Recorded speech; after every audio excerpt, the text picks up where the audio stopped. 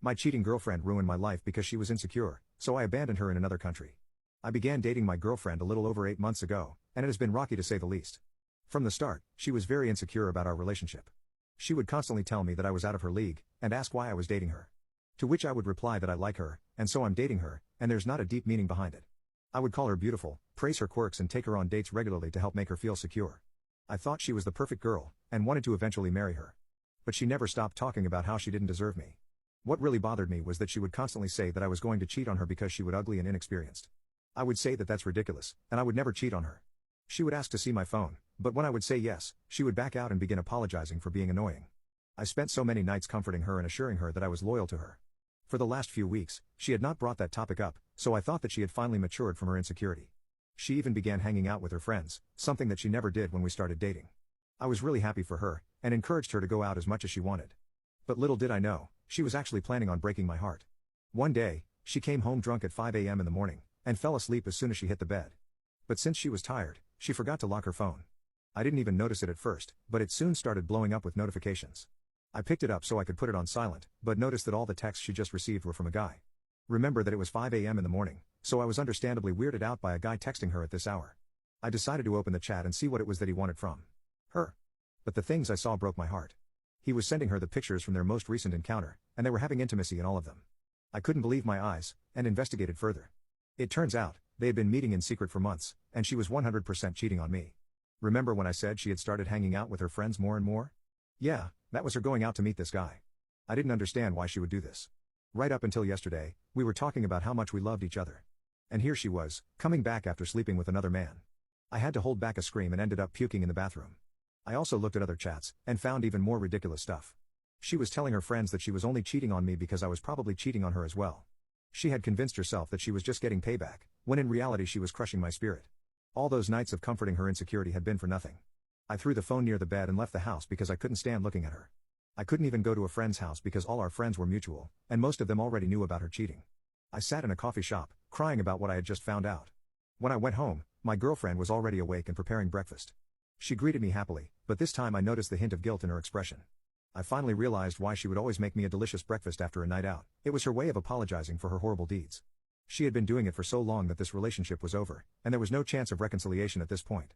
But I also didn't just want to leave it peacefully and be the only one who had to go through suffering. So I acted like nothing was wrong and asked her to go on a vacation with me. The location I proposed was a non-speaking country. But to make sure that she would go on the trip, I dropped some hints that made it seem like I was going to propose. She responded very well, and was excited to go on the trip with me. She did ask that I keep the duration as low as possible, most likely so she could meet the other guy as soon as she could. I agreed because in the end, it wasn't going to matter. When we landed, I immediately took her to the hotel room and slept with her. It was actually disgusting for me, but I persevered through it. Once it was over, I told her to stay in the room while I went to eat some breakfast. What she didn't know, however, was that I had sneaked out all the luggage with bags full of trash. So she had no clothes or possessions that she could use. She also didn't know that I hadn't booked a return flight for her. I told the hotel staff that she would be paying for everything, and left for the airport. A few hours later, I landed back home with my phone blowing up with texts. But I ignored it, and finally took a sigh of relief. Update: my cheating girlfriend ruined my life because she was insecure, so I abandoned her in another country. It's been a month since I abandoned my girlfriend in another country after I found out she was cheating on me. Honestly, all the moments about her insecurity finally made sense. She was talking about me cheating because she was already doing it, so she wanted me to do it too.